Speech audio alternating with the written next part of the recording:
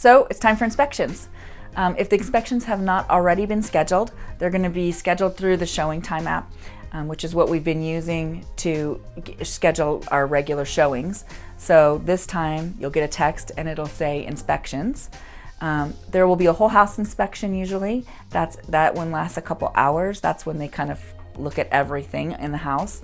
And then there may be another radon drop-off or pickup. And possibly termite. Sometimes they do termite separately. Usually they do it during the whole house, but sometimes it's separately. So if you have any questions about any of the inspections that are being scheduled, just let us know.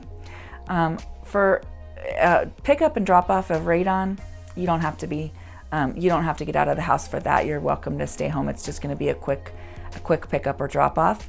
How they usually do that is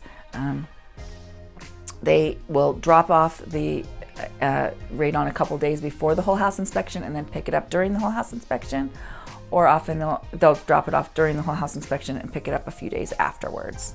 Sometimes it's totally separate, but usually it coincides one of those with the whole house inspection. For the whole house inspection, I would not be home.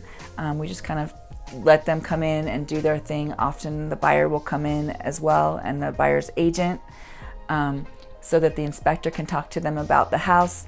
They talk to them not only about anything that they find that they might have a concern about, but they also talk to them about different things in the house, where the water shutoff is, how to change the filter of the furnace, just kind of things that they need to know about the house. So I would give them that time, let them learn about the house, and we'll talk to them later about what they might have found.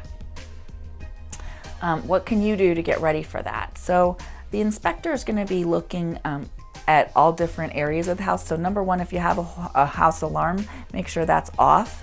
And if you have a shed or any other locked areas that they cannot reach in the house, make sure that those are open.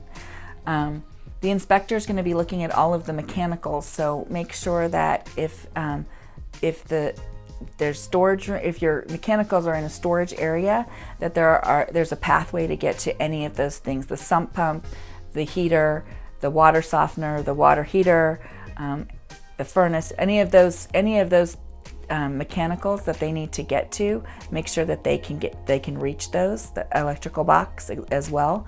And sometimes those are in the garage, so you may have to clean out a little area in your garage as well.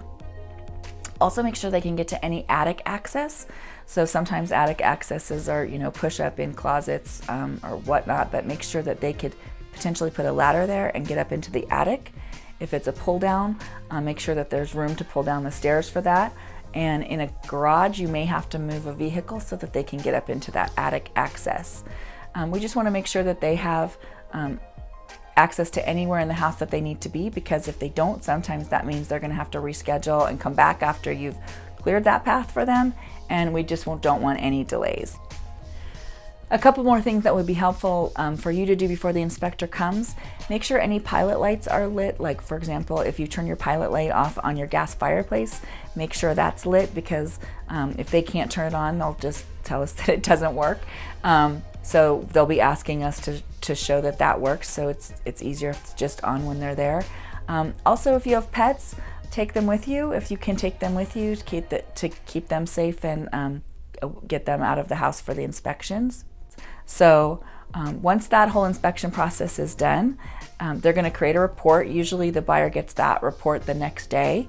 It's going to be 30 to 60 pages, which is long, but a lot of that has just, again, more data on being a homeowner, how they're supposed to take care of the house, regular maintenance things, caulking, cleaning out gutters, all kinds of things like that. So a lot of it's informational. Some of it may be some issues that they found with the house, and those are the things that they're going to bring to us, and we'll have to negotiate what we need to do for those items, whether we're going to address them, whether we're not going to address them. Usually they wait until they get all the information so that they have the radon, final test for radon, that they have the final, the whole house inspection and whatever's happening with termites, so that they can just ask for, one whole picture. So we're looking at the whole picture of what they're looking for us to repair. We may need to have contractors come out and give us an estimate. There are time frames for this in our contract. So we, of course, will share those with you, but there's a time frame that they need to get the inspection report to us by. There's a time frame for us to take a look at it and at their requests and possibly get some estimates if we need to, and a time frame for us to settle that out between them. So we will make sure that we hit all those time frames once we see what the list looks like.